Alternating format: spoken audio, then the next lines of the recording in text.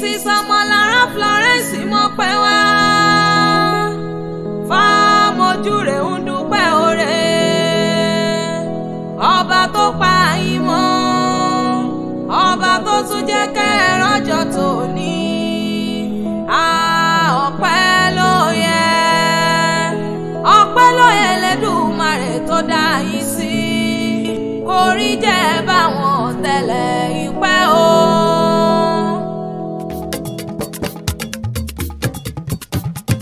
Orí jẹ́ pẹ́ bí mo pẹ́ ṣe ń pẹ́ o torí jẹ́ gbọ́ kẹ́pẹ́ láyé kèyí máa já ṣe mọ́ kèyí máa já ṣe mọ́ kèyí máa já ṣe mọ́ ọmọ Olúfọ́n adé òwe ọmọ Olúfọ́n adé òwa Ifá òròlù ọmọ Kẹláwẹ̀ ọmọ Olúfọ́n adé ẹ kí pọ́kú ọdún òwe ẹ kí pọ́kú ọdún òwa kórí jẹ́ gbó kẹ́pẹ́ láyé ẹ kí pọ́kú ọdún kógókógó lòun agogo dùn o pọ́nlá lòun bàtà òṣùpá akẹ́wì móríbà fọ́ lọ́hùn ọba lónìí móríbà lọ́dọ̀ àwọn bàbá tó gbé bẹ́yìn lọ́mọ Mrs. Ọmọlára Florence fámojú rẹ̀ mẹ́bí wọn ní kí wọn dún rẹ̀ lóde dákun mọ́ ṣe bínú pé mo bá ọ lóye mo pè ọ́ lórúkọ orúkọ là fi kọ́ baládé lórúkọ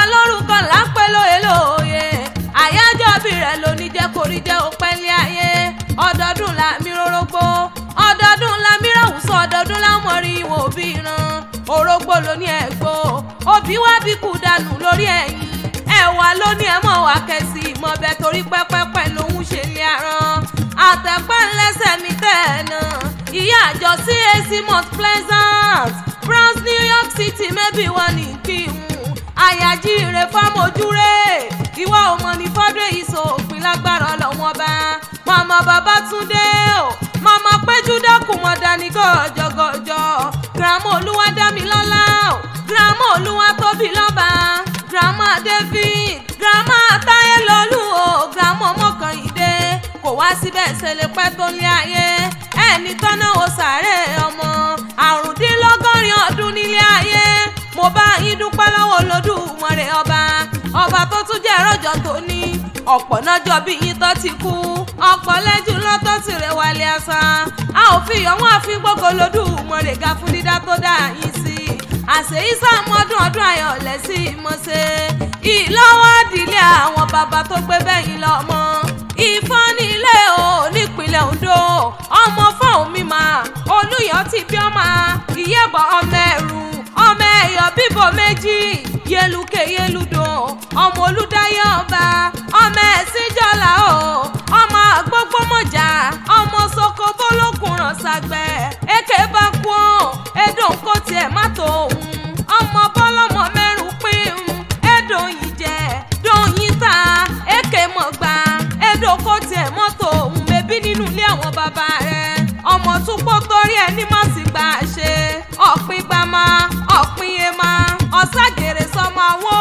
ẹ̀dùnkájọ́ rẹ̀ kẹsẹ̀kẹ́